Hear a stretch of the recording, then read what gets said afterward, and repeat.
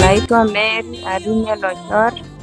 Ninauza vitu tamtamu, maembe ya dodo, maembe ya kila aina, paipai, mboga za kienyeji. Karibuni. Karibuni. Kwa majina ni Betty Ekdot. Niko Lodwar, Soko Town. Ukiingia na main gate utanipata hapo mbele. Naonekana ndio sura. Ninauza suja, kunde, sukuma, mrere, viazi zote. Kwa majina naitwa huko, niko ndani ya soko. Kiingia tu niko na salon hapa ndani. Hii soko yetu siku hizi kuna kila kitu ndani. Kuna masalo, kuna kila kitu utapata. Hapa ukiingia tu roundabout unaingia soko.